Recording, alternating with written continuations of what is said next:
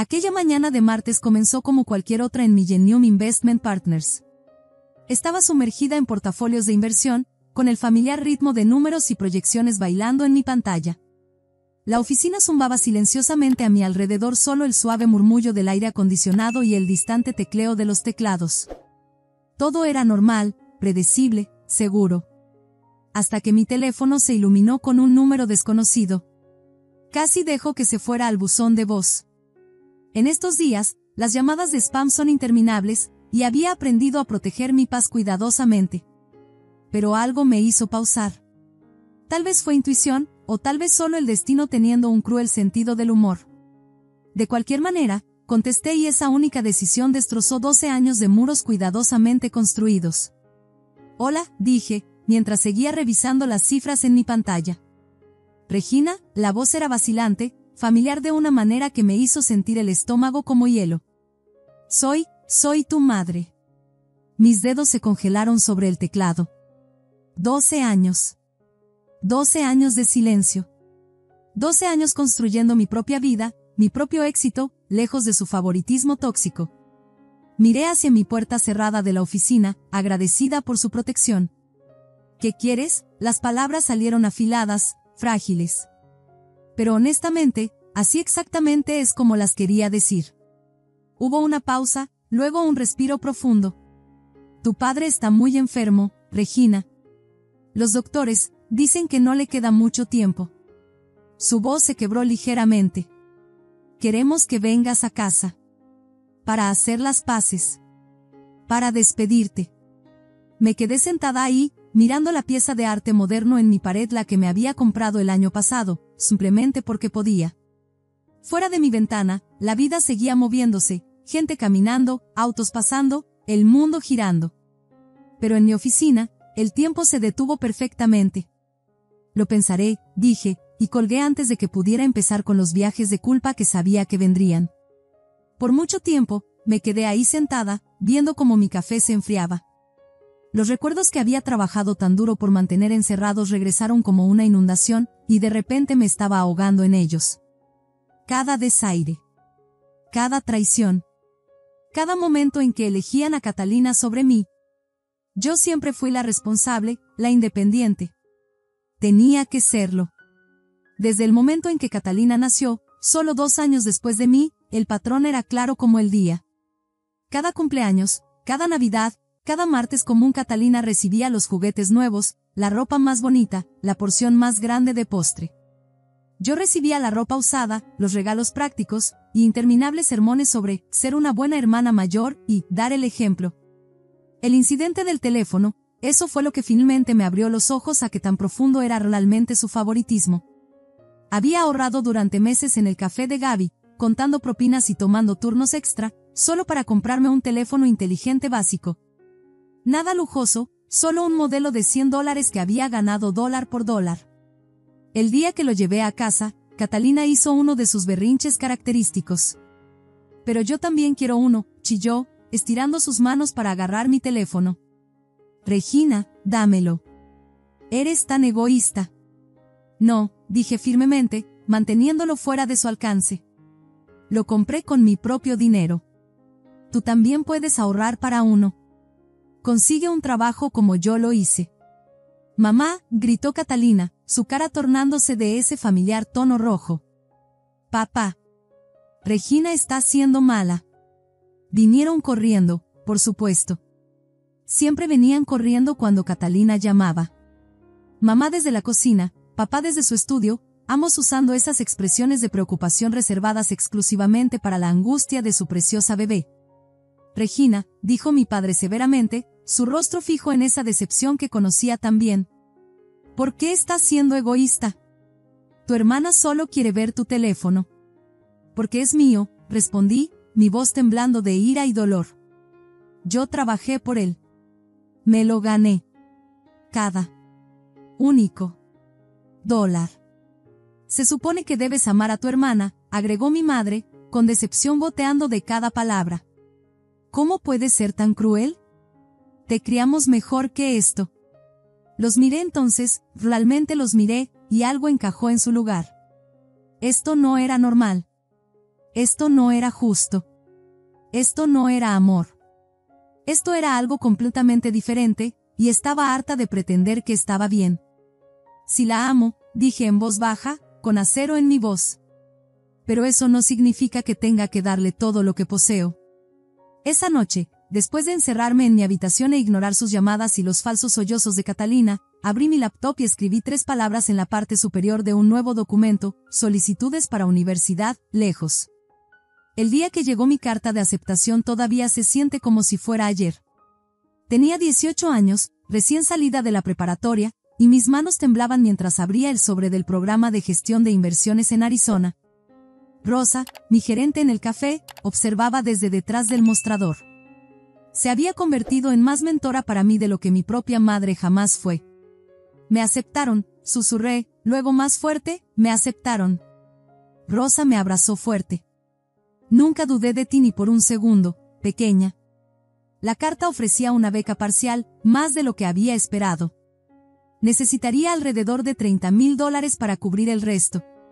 Debería haber sido sin problema. Yo sabía sobre el dinero que el abuelo había dejado antes de morir. Él lo había dejado muy claro que era para la educación de sus 2 nietas.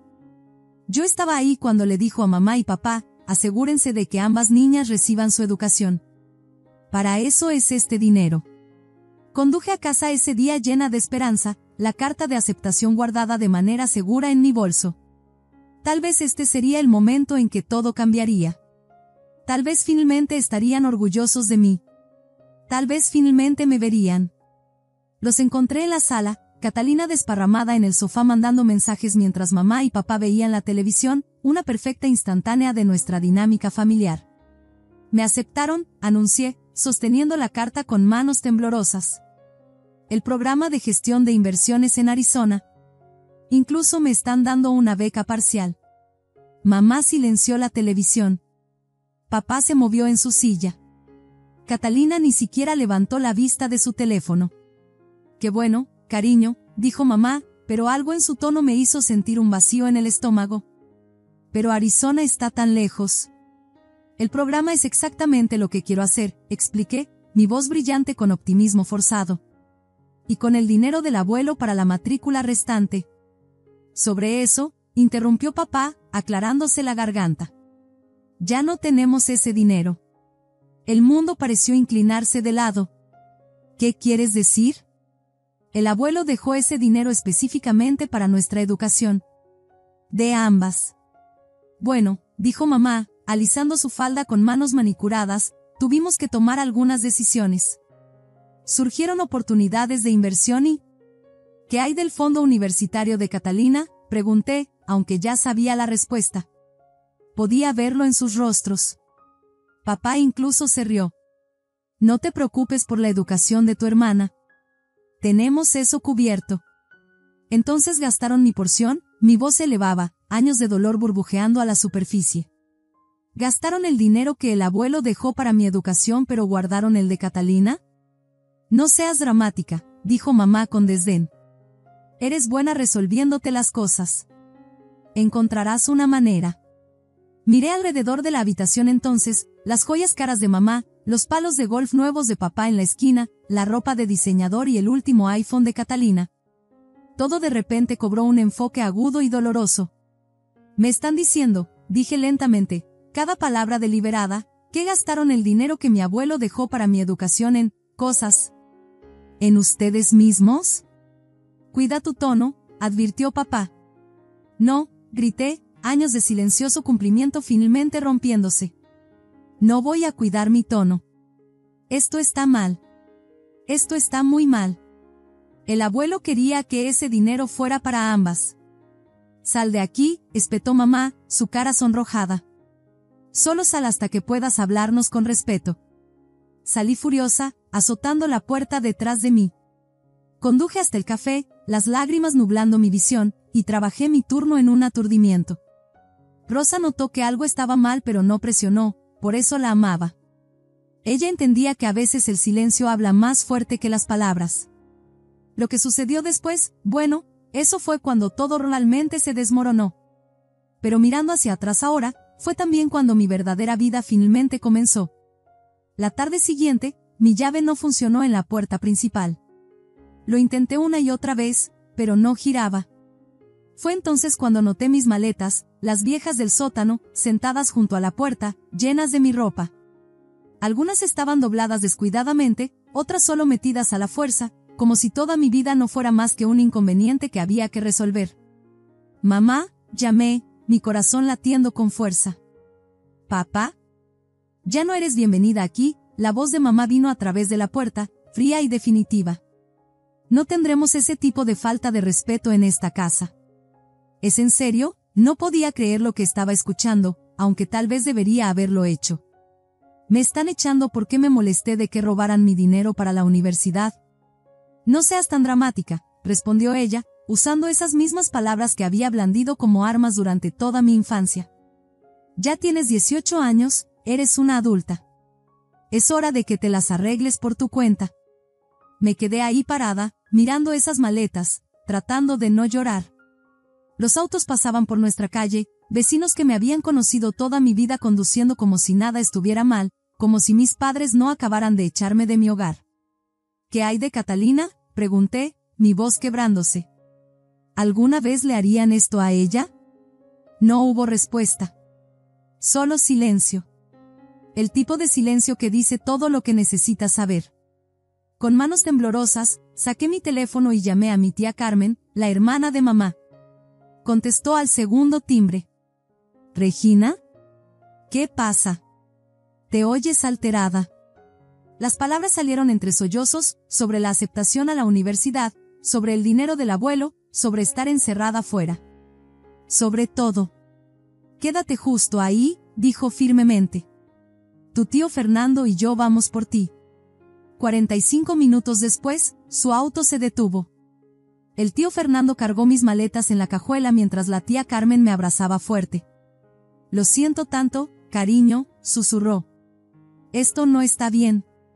Esa noche, sentada en su habitación de huéspedes, todavía tratando de procesar cómo mi vida había implosionado en menos de 24 horas, la tía Carmen y el tío Fernando entraron con un cheque. «Queremos ayudar con tu matrícula universitaria», dijo la tía Carmen suavemente. «No es todo, pero es lo que podemos hacer. Les pagaré de vuelta», prometí entre lágrimas. «Cada centavo». «Sabemos que lo harás», dijo el tío Fernando, su voz suave pero firme. «Porque a diferencia de algunas personas, nosotros sabemos exactamente quién eres y de qué eres capaz». Miré ese cheque, $30,000. Suficiente para cubrir lo que la beca no cubría. Suficiente para cambiar mi vida. En ese momento, me di cuenta de algo profundo. A veces la familia en la que naces no es la familia que estás destinada a conservar. Los siguientes 12 años pasaron como un sueño que construí con mis propias manos. La universidad fue dura pero emocionante. Me sumergí en mis estudios, trabajando medio tiempo en la oficina financiera de la universidad para cubrir los gastos de vida. Cada semestre, aparecía en la lista del decano. Cada verano, conseguía pasantías prestigiosas. Y cada mes, apartaba dinero para pagarle a la tía Carmen y al tío Fernando. Durante esos 4 años, mi teléfono nunca sonó con llamadas de mis padres o Catalina. A veces, en los momentos tranquilos entre clases o tarde en la noche cuando estudiar se volvía demasiado, me sorprendía preguntándome qué estarían haciendo. Pero entonces recordaba las maletas en la puerta, y ese familiar dolor se transformaba en combustible para mi determinación. Mi primera oferta de trabajo llegó 2 meses antes de la graduación, un puesto junior en Millennium Investment Partners. Cuando firmé el contrato, mis manos temblando ligeramente mientras escribía mi nombre, el salario inicial era más de lo que jamás había soñado. «Lo logré», le dije a la tía Carmen por teléfono esa noche, mi voz temblando de emoción. «¿Quieren que empiece justo después de la graduación?» «Por supuesto que sí», dijo ella, y pude escuchar el orgullo en su voz, orgullo real, no del tipo condicional con el que crecí. «Eres excepcional, Regina. Siempre lo has sido». Empecé en un pequeño estudio que apenas cabía mi cama y escritorio, pero no me importaba, era mío. Cada mañana, me despertaba a las 5, iba al gimnasio, y estaba en mi escritorio a las 7:30. Cada noche, me quedaba hasta tarde, absorbiendo todo lo que podía de mis colegas. Mi jefa, Claudia, me tomó bajo su ala, viendo algo en mí que mis propios padres nunca habían visto. ¿Tienes algo especial?, me dijo una noche mientras trabajábamos en una presentación importante para un cliente. Tienes hambre pero no desesperación, impulso pero no imprudencia. Necesitamos más personas como tú. 3 años después, me convertí en analista senior. 2 años después de eso, gerente de inversiones. Mi salario se duplicó, luego se triplicó. Me mudé de mi estudio a un apartamento de lujo con ventanas del piso al techo y vista a la ciudad. Compré mi primer Mercedes, un elegante clase C negro que me hacía sonreír cada vez que lo veía en el estacionamiento.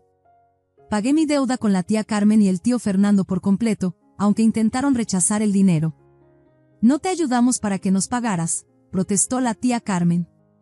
Lo sé, le dije, abrazándola fuerte. Me ayudaron porque me aman. Pero les estoy pagando porque yo también los amo, y porque cumplo mis promesas. Viajé por el mundo, París, Tokio, Sydney, publicando fotos en redes sociales de atardeceres en Santorini y picos nevados en Suiza. Nunca bloqueé a mi familia, pero tampoco miraba sus perfiles. Que vieran mi éxito si querían. Ya había terminado de mirar hacia atrás. Hasta que esa llamada telefónica en mi oficina, 12 años después, lo trajo todo de vuelta. Una semana después de la llamada de mi madre, me encontré conduciendo por las familiares calles de mi ciudad natal. Todo se veía más pequeño de alguna manera, menos significativo. Me detuve frente a la casa de mis padres en mi Mercedes, ajustando mis lentes de sol Chanel en el espejo retrovisor. La casa no había cambiado mucho, las mismas persianas azules, el mismo columpio de madera en el porche. Pero ahora podía ver la pintura descascarada, las canaletas caídas, los signos de negligencia que hablaban de sueños desvaneciéndose lentamente. Mi madre abrió la puerta antes de que pudiera tocar. Había envejecido más de lo que esperaba, canas rayando su cabello, líneas alrededor de su boca que no estaban ahí antes. Por un momento, la vi no como mi madre, sino como una mujer viendo su mundo cuidadosamente construido desmoronarse. Regina, suspiró, extendiendo los brazos para un abrazo que no correspondí. Te ves tan exitosa. ¿Dónde está papá?, pregunté, pasando junto a ella hacia la casa. El interior olía igual, las velas de vainilla de mamá y el café de papá. Algunas cosas nunca cambian, incluso cuando todo lo demás lo hace. En la sala, dijo ella, apresurándose delante de mí. Está teniendo un buen día hoy. No estaba preparada para cómo se veía mi padre. El hombre que alguna vez pareció tan imponente, tan autoritario, estaba desplomado en su sillón reclinable, delgado y pálido. Pero sus ojos se iluminaron cuando me vio, y por un momento, vi un destello del padre que recordaba, el que me había enseñado a andar en bicicleta antes de que Catalina se convirtiera en todo su mundo. Regina, dijo él, su voz más débil de lo que recordaba pero aún llevando esa nota de autoridad. ¿Viniste? Sí, respondí, sentándome en la silla frente a él. Te ves mal. Él se rió, pero se convirtió en tos. Siempre fuiste directa, ¿verdad? Sí, cáncer. Los doctores dicen que tengo unos meses, tal vez menos. Mamá revoloteaba cerca, retorciéndose las manos. Preparé tu antigua habitación. Todo está justo como lo dejaste. Casi me río de eso. Nada estaba como lo había dejado. Ellos se habían asegurado de eso hace 12 años. ¿Dónde está Catalina?, pregunté, notando la ausencia de mi hermana. El aire se sentía pesado con palabras no dichas. Oh, está fuera con amigos, dijo mamá rápidamente, sus ojos desviándose. Volverá para la cena. Está tan emocionada de verte. Lo dudaba, pero asentí de todos modos. Hicimos charla incómoda por un rato, preguntaron sobre mi trabajo, mi apartamento, mi auto. Di respuestas cortas y educadas, viéndolos intercambiar miradas cuando creían que no estaba mirando. La conversación se sentía como caminar por un campo minado de recuerdos, cada paso cuidadosamente colocado para evitar detonar una explosión de viejas heridas. Esa noche, Catalina finalmente apareció, vestida con ropa de diseñador que parecía nueva a pesar de los bordes gastados de todo lo demás en la casa. Había ganado peso desde la última vez que la había visto, pero su rostro aún mantenía esa expresión de derecho perpetuo que recordaba tan bien. Regina, chilló, como si fuéramos mejores amigas que solo habían estado separadas por un fin de semana. Oh Dios mío, ¿ese es un reloj Cartier? Es hermoso. La cena fue un asunto extraño. Mamá había preparado todos mis platillos favoritos de la infancia, como si la comida pudiera cerrar una brecha de 12 años de traición y silencio. Papá comió poco, mayormente empujando la comida alrededor de su plato. Catalina charlaba sin parar sobre sus amigos, su vida social, sus planes de comenzar un blog de estilo de vida, sueños sin fundamentos, castillos construidos en el aire. Hablando de planes, dijo papá de repente, dejando su tenedor. El sonido pareció hacer eco en la alegría forzada de la habitación. Regina, hay algo importante que necesitamos discutir. Vi a mamá tensarse, vi los ojos de Catalina moverse entre nuestros padres. Algo hizo clic en mi mente, esto no era solo sobre despedirse de un padre moribundo. Esto era algo completamente diferente. ¿Qué es?, pregunté, aunque una parte de mí ya sabía que esto no iba a ser bueno. Años de negociaciones corporativas me habían enseñado a reconocer cuando alguien estaba a punto de hacer una jugada. Papá se inclinó hacia adelante, su rostro serio a pesar de su estado debilitado. Necesito que me prometas algo. Un deseo de un hombre moribundo, si quieres. Esperé, mi mano apretándose alrededor de mi vaso de agua. El tic-tac del reloj en la pared parecía imposiblemente fuerte. Después de que me haya ido, continuó, necesito saber que Catalina estará cuidada. Que podrá mantener su estilo de vida. Y tú, bueno, estás en posición de asegurar que eso suceda. La habitación quedó en silencio. Podía escuchar el tic-tac del reloj en la pared, el zumbido del refrigerador, el sonido de mi propio corazón latiendo en mis oídos. El familiar sabor de la traición llenó mi boca, amargo y afilado. ¿Quieren que yo qué?, pregunté, mi voz peligrosamente tranquila, cada palabra cuidadosamente medida. Que cuides de tu hermana, intervino mamá, sus manos revoloteando nerviosamente como pájaros atrapados. Que la ayudes financieramente. Te está yendo tan bien, Regina. Tienes más que suficiente para... Me levanté de la mesa del comedor, mi silla raspando contra el piso de madera. El sonido cortó a través de la habitación como un cuchillo a través de la mantequilla, afilado y definitivo. Déjenme ver si entiendo, dije, mirando a cada uno por turno. Me llamaron aquí, después de 12 años de silencio, para pedirme que mantenga financieramente a mi hermana adulta completamente capaz. Regina, por favor siéntate, suplicó mamá, su voz tomando ese familiar tono quejumbroso. Estás haciendo esto más dramático de lo necesario. ¿Más dramático? Me reí, pero no había humor en ello. Me echaron de esta casa. Dejaron mis pertenencias en maletas en la puerta. Gastaron mi dinero para la universidad, dinero que el abuelo específicamente dejó para mi educación. ¿Y ahora quieren que mantenga a Catalina? Catalina habló entonces, su voz quejumbrosa y con derecho, justo como cuando éramos niñas. No es justo que tengas tanto dinero y no quieras compartirlo. Siempre has sido egoísta. Me volví para mirarla, realmente mirarla.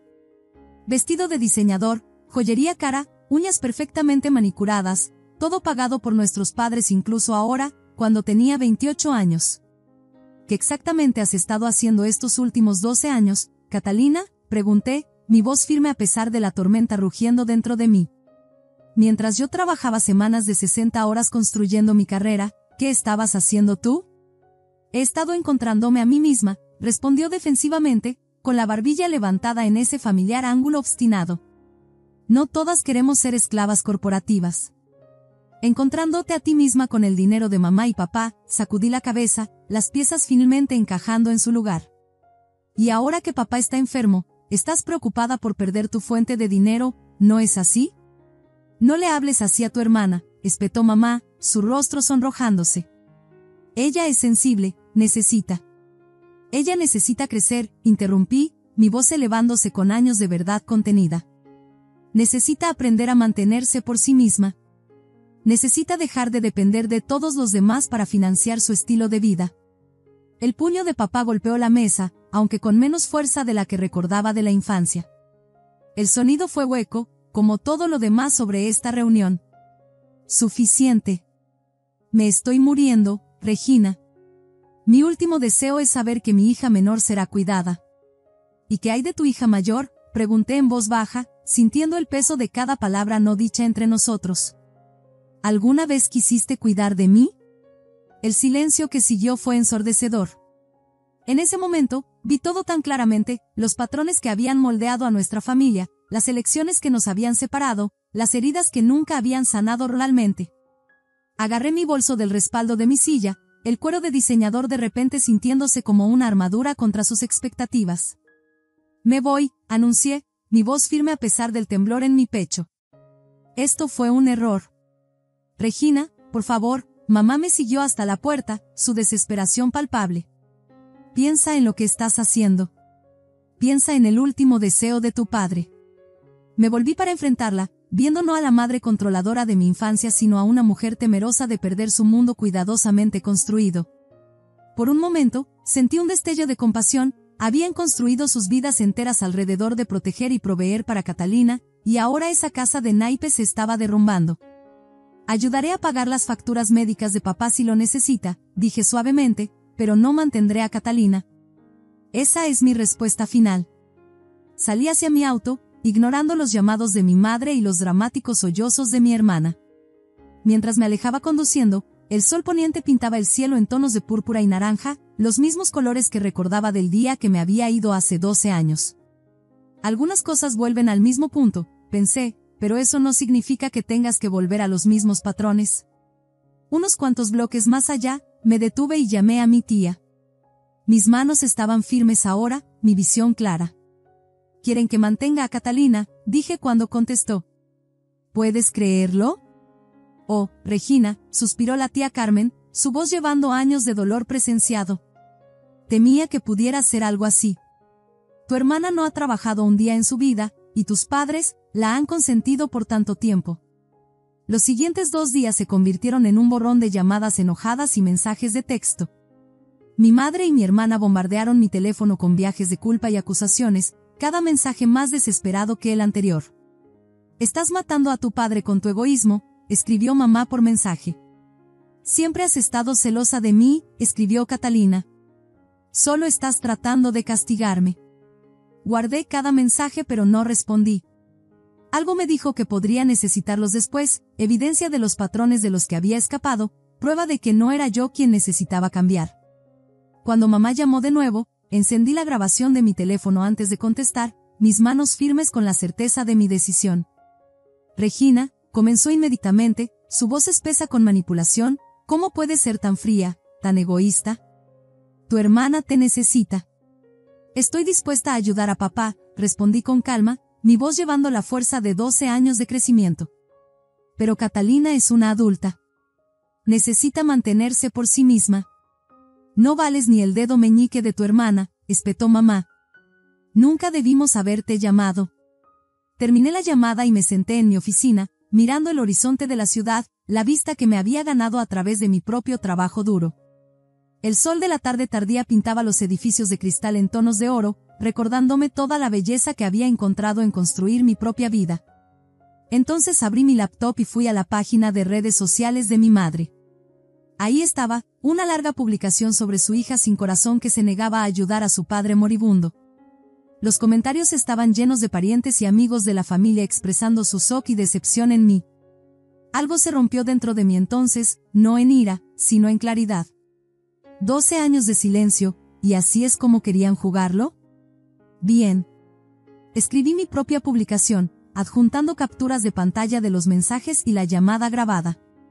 Conté toda la historia, el favoritismo en la infancia, el dinero robado de la universidad, el desalojo. Todo. Terminé con la verdad sobre su contacto reciente, no que querían reconciliarse, sino que querían que mantuviera financieramente a mi hermana adulta y capaz. La respuesta fue inmediata y abrumadora. Los comentarios inundaron la publicación, personas expresando su shock no hacia mí esta vez, sino hacia mis padres. Familiares con los que no había hablado en años se comunicaron en privado, muchos compartiendo sus propias historias de haber presenciado el favoritismo pero nunca haber hablado. Cada mensaje se sentía como otro ladrillo siendo removido del muro de dudas que había cargado desde la infancia. Mamá trató de defenderse en los comentarios, pero cada explicación solo la hundía más profundo. Incluso sus amigos más cercanos no podían justificar pedirle a una hija que mantuviera a otra adulta perfectamente capaz. La verdad, una vez dicha, tiene una manera de limpiar el aire como una tormenta de verano. 6 meses después, la tía Carmen llamó para decirme que papá había fallecido. Mamá no me había invitado al funeral, un último acto de venganza mezquina. Envié un arreglo floral grande de todos modos, con una tarjeta que decía simplemente, adiós, papá. Algunos puentes permanecen quemados, no porque no podamos reconstruirlos, sino porque la base nunca fue lo suficientemente fuerte para empezar. A través de la tía Carmen, me entero de que mamá estaba tallando para mantener su estilo de vida con lo que papá dejó. Catalina hace berrinches por no poder pagar sus acostumbradas compras y comidas en restaurantes. A veces me pregunto si han aprendido algo de todo esto, si entienden que el amor no debería venir con etiquetas de precio adjuntas. La semana pasada, recibí otra llamada de un número desconocido. Esta vez, la dejé ir al buzón de voz. Era Catalina, preguntando si reconsideraría ayudarla, solo hasta que se ponga de pie. Borré el mensaje sin responder, la acción tan natural como respirar. Sentada en mi oficina ahora, mirando la vida que he construido para mí misma, me siento en paz con mis decisiones. Lamento no haber podido reconciliarme verdaderamente con papá, pero no lamento haber mantenido mi posición. Algunas personas podrían llamarme fría o rencorosa, pero aprendí hace mucho tiempo que mantener límites saludables no es lo mismo que ser cruel. Miro la foto en mi escritorio, yo con la tía Carmen y el tío Fernando en mi última celebración de cumpleaños. Ellos son mi verdadera familia, los que creyeron en mí, me apoyaron, me amaron incondicionalmente. La sangre puede ser más espesa que el agua, como dicen, pero el amor es más espeso que la sangre, y el amor verdadero no viene con condiciones ni etiquetas de precio. Mi teléfono vibra, un mensaje de la tía Carmen preguntando si todavía iré a cenar el domingo. Sonrío y respondo rápidamente, sí, no me lo perdería. Algunos puentes permanecen quemados por una razón, pero otros se vuelven más fuertes con el tiempo. He aprendido a conocer la diferencia, y ese conocimiento ha hecho toda la diferencia en mi vida. A veces por la noche, cuando las luces de la ciudad parpadean debajo de mi ventana de la oficina como estrellas terrestres, pienso en la niña que solía ser, la que siempre trataba tan duro de ser lo suficientemente buena, de ser digna del amor que parecía fluir tan libremente hacia su hermana. Desearía poder decirle que ella no era el problema, que merecía algo mejor, que un día construiría una vida llena de amor genuino y conexiones auténticas. La verdad es que ser rechazada por mi familia fue tanto lo peor como lo mejor que me ha pasado.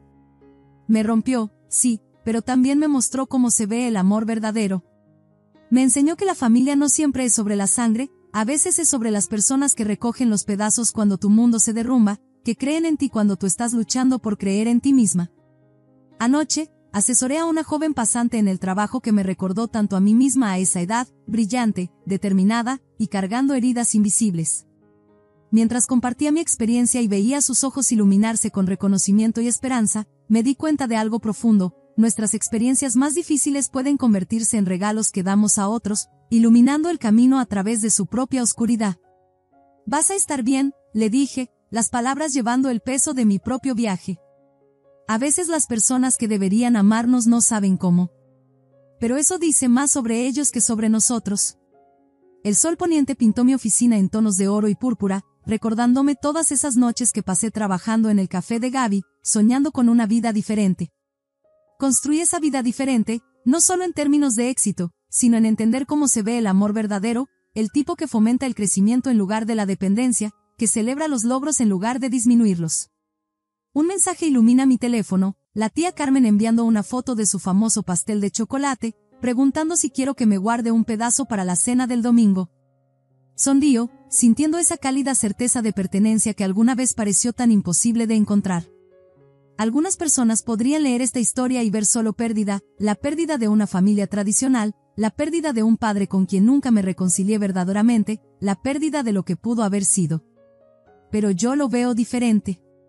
Veo crecimiento, fortaleza, y el profundo entendimiento de que a veces alejarse no es un acto de crueldad, es un acto de amor propio. Y al final, esa es la lección más importante de todas: aprender a amarte lo suficiente para elegir tu propio camino, incluso cuando otros tratan de hacerte sentir culpable por seguir el suyo. Porque a veces la familia que construyes es más valiosa que la familia en la que naces, y el amor que aprendes a darte a ti misma se convierte en el fundamento para todo el amor que sigue. Si esta historia resuena contigo, dale un me gusta para que otros también puedan encontrarla, y no olvides comentar y suscribirte para más historias sobre los giros inesperados de la vida. Ya que a veces los momentos más difíciles nos llevan exactamente a donde necesitamos estar.